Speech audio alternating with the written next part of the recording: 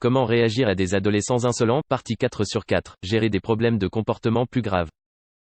Coordonnez vos efforts avec d'autres adultes. On dit qu'il faut tout un village pour élever un enfant, et il y a du vrai dans cette affirmation. Des tas d'autres adultes entrent en contact avec votre enfant et ils ont sans doute été aussi maltraités par votre ado que vous. Entrez en contact avec eux pour coordonner vos efforts, créer des limites et exercer des sanctions systématiques pour infléchir les problèmes de comportement de votre adolescent. Prenez rendez-vous avec le conseiller d'éducation de l'école pour discuter des problèmes de comportement que votre enfant peut avoir à l'école et pour trouver un plan d'action pour les corriger. Parlez, si possible, au professeur principal de votre enfant. Mettez en place un système de conséquences liées à l'insolence qui va au-delà du foyer et s'applique aussi à la salle de classe et qui soit adopté par tous les enseignants de votre ado. Vous pourriez, par exemple, demander au professeur de vous signaler les insolences de l'ado à l'école, ce qui vous permet de le sanctionner avec des corvées supplémentaires, des retenues et autres. Gardez des contacts réguliers avec les parents du meilleur ami de l'ado, s'il passe beaucoup de temps chez eux. Dites-leur qu'ils sont libres de sanctionner votre enfant pour tout mauvais comportement observé à leur foyer, comme ils le feraient avec les leurs, si leur type d'éducation vous convient. Inscrivez votre adolescent à une activité sportive. Des études ont montré que la pratique d'un sport dans un cadre bien structuré et dans un esprit d'équipe peut avoir bien plus d'avantages que de garder le jeune en forme. Cette pratique est aussi en relation avec de meilleures notes, une diminution des mauvais comportements et une plus grande estime de soi-même. Un sport d'équipe va aussi offrir à votre ado une figure d'autorité positive sous la forme d'un entraîneur. Un bon chef d'équipe va encourager un comportement social sain et offrir un soutien moral à l'adolescent que ce dernier n'est sans doute pas disposé à vous demander. De plus, les liens créés par l'enfant avec ses coéquipiers vont créer chez lui un sentiment d'appartenance et de fierté, tant pour son équipe que pour l'école, lesquels sont en relation avec une meilleure concentration et un comportement plus acceptable. Choisissez un sport que l'ado apprécie vraiment. Vous n'allez probablement pas améliorer le comportement de votre ado à problème si vous l'obligez à pratiquer une activité qui le rebute. Rencontrez l'entraîneur avant de laisser votre enfant se joindre à l'équipe, arrangez un rendez-vous pour lui parler et entretenez-vous aussi avec les parents des autres enfants de l'équipe pour vous assurer que les objectifs de l'entraîneur pour développer la personnalité du jeune soient en phase avec les vôtres.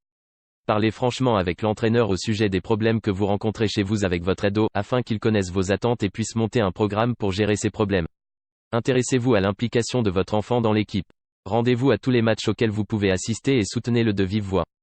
Félicitez votre ado et partagez sa déception si son équipe a perdu. Participez avec votre ado à une thérapie de fonctionnement familial.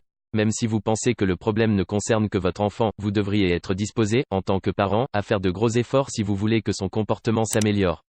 On recommande ce type de thérapie à des familles ayant des enfants entre 11 et 18 ans qui présentent de sérieux problèmes de comportement, y compris la délinquance et la violence.